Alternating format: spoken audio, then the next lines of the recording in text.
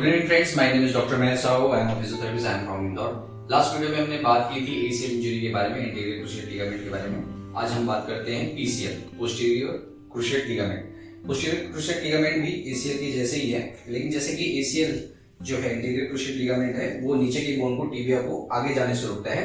उसके opposite PCL काम करता है। पीसीएल क्या काम करेगा?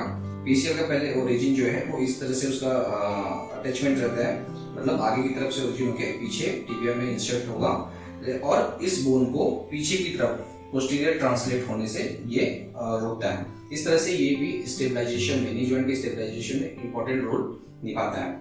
अब देखिए पीसीएल इंजरी में क्या क्या सिम्टम्स आएंगे। जैसे एसीएल में हमने बताया था कि स्वेलिंग होगा, पेन होगा, टाइम के साथ पेन और बढ़ता जाता है, और नी जॉइंट में आपको इंस्टेबिलिटी, मतलब नी जॉइंट बहुत ढीला और लूज आपको लगेगा। और इसमें आप डाउन स्टेयर्स जाते हैं तो आपको इंस्टेबिलिटी रहेगी, मतलब आपको नी जॉइंट का स्टेबिलिटी कम फील होगा। ठीक है, अब बात आती है इसके ट्रीटमेंट के बारे में। तो ये भी स्पोर्ट्स इंजरी है, किसी ट्रॉमा में पीसीएल इंजरी हो सकती है जैसे कि एसीएल इंजरी में था। लेकिन फिर से मैं दोहराना चाहूंगा, अगर ग्रेड 1 या ग्रेड 2 है तो इसको कंजर्वेटिव मेथड से आप ट्रीट कर सकते हो। और हाँ, ग्रेड 3 है, अटैचमेंट दूर हो गए हैं या चीप उसका बाहर निकल गया, बोन से ही वो अटैच उसका पूरा टूट गया, तो डेफिनेटली ये सर्जिकल ट्रीटमेंट के लिए आपको जाना चाहिए। देखिए सबसे इंपॉर्टेंट चीज ये है कि पीसीएल क्या करता है। पीसीएल जो है, जैसे कि मैंने कहा कि वो टिबिया बोन को पोस्टीरियरली एंड पीछे की तरफ जाने के लिए वो उसको स्टेबलाइज करता है, रोकता है जरूर से ज्यादा जाने के लिए।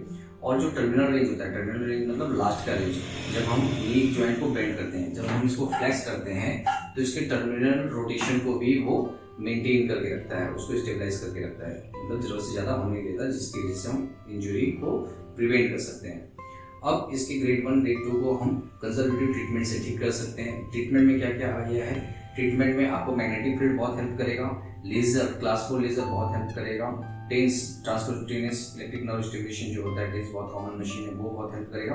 उसके साथ ही साथ इसकी स्ट्रेंथनिंग एक्सरसाइजेस बहुत बहुत इंपॉर्टेंट है। क्यों? क्योंकि जब भी हमें लिगामेंट की इंजरी होती है तो हमें आसपास की मसल्स की स्ट्रेंथनिंग और कंडीशनिंग करनी चाहिए। हम बस पेन पे फोकस करते हैं, ये नहीं होना चाहिए।